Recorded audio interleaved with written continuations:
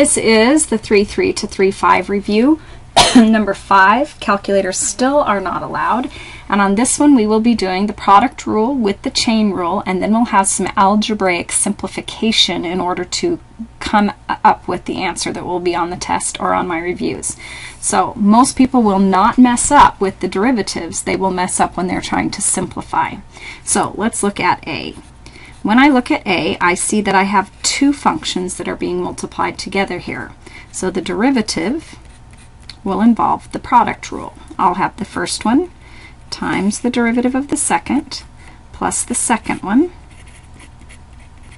times the derivative of the first, which is just 1. If I do the derivative of that second, we can see that it's a root of a polynomial. So I will do the power rule first. Notice the inside remains unchanged, times the derivative of the inside, which is 3. So now the derivative is completed. My job next is to simplify this and get it to look the way I need it. So what I have here is, if we think about what's on top, this is an x over a 1, and this is a 3 over a 1. So on top I have an x and a 1 and a 3. So that's a 3x.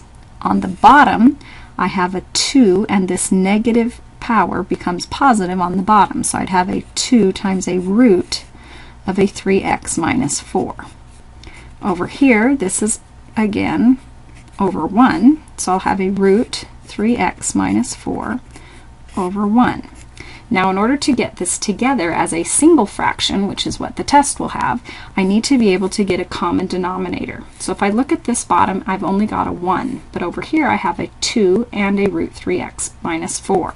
So I need to make a smart choice for 1 to introduce that same common denominator. When I do that, I will end up with a 3x from my first fraction, and then I will add 2 of the root times the root, which means the root disappears, all over a 2 root 3x minus 4.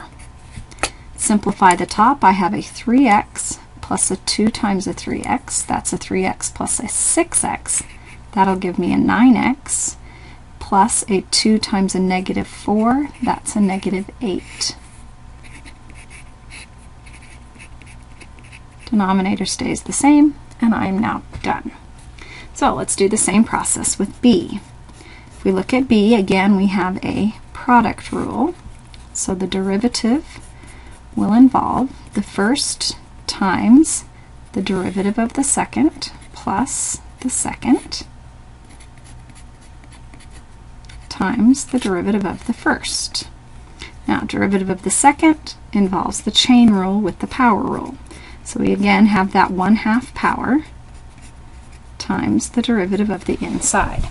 So now we have to simplify this and create a single fraction out of it. So again we will have things over 1 so that we can identify what's on the top of our fraction and what's on the bottom of our fraction. Here we can see that there's an x squared, a 1, and a 4 on the top. On the bottom I have a 1, a 2, a square root, and a 1. Now notice that before I try to get a common denominator, I should probably reduce what I have here. 2 goes into both, so I can reduce that down to a 2x squared. So now I have just the radical on the bottom.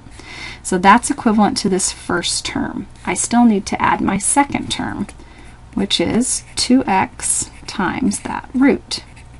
Now before I can combine the two fractions, I need to make a common denominator. So this one still has a root on the bottom. So I make a smart choice for 1 to introduce that root, and then I can combine.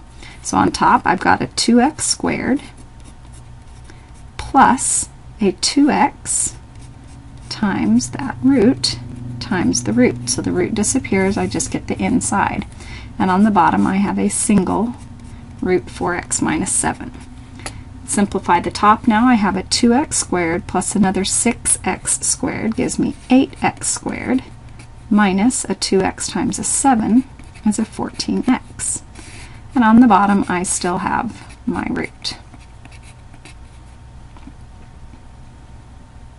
oops, this is not 6, it is 8. Sorry about that. So we end up with 10x squared. Might help if I do my arithmetic correctly. Okay, last part, C. Again, we've got that product rule, just like we've had on the first two. So my first one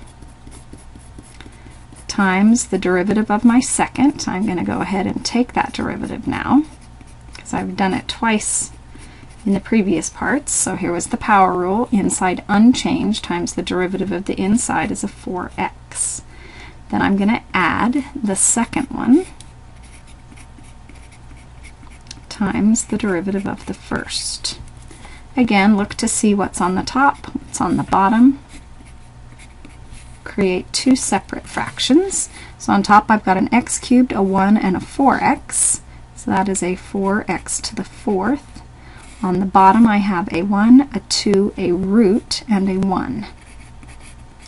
Notice how, just like in the earlier problem, I have a 4 and a 2 that I can reduce. Then I will add my second fraction that needs the common denominator. So multiply by a smart choice for 1.